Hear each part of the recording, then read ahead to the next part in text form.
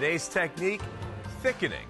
Now there's many different ways of thickening, but I'm going to go over 4 major ways right now.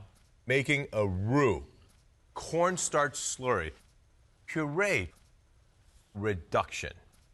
Here we have some cherry cranberry juice, right? Liquidy. See that?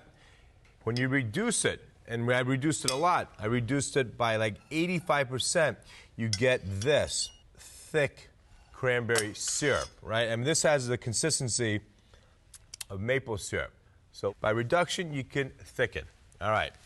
The most classic French way to thicken is something called making a roux. So I'm going to take a little bit of butter here in a pan, and we're going to melt this butter.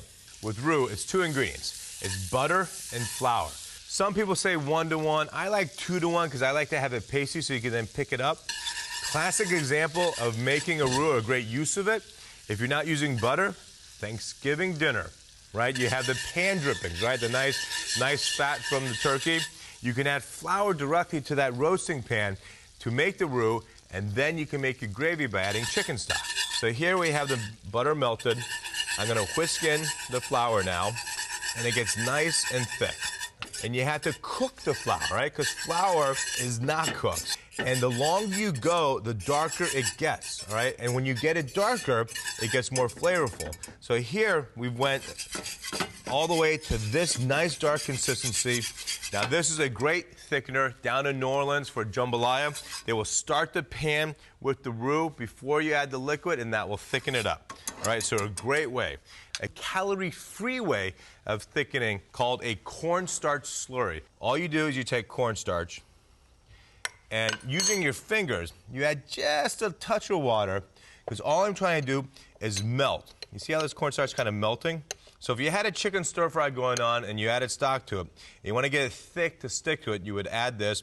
Or, for example, let's say a hot and sour soup. If I wanted to thicken this up, it's important, paramount that it's boiling. You add a really thin stream as you're whisking, and you have to cook this, and you'll see how thick this will get. All right, so look how nice and thick this got. So there's 2 ways of testing, and I'll just go next to this cranberry syrup, but this was chicken stock, and look how thick that is, all right? So cornstarch slurry adds no calories, and it also thickens up nicely. One last way of thickening is you can actually use puree of carrot, for example, or potato. That added to a soup or a stew naturally thickens and also adds flavor.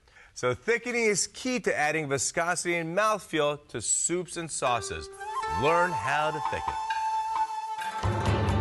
Simply Ming is brought to you by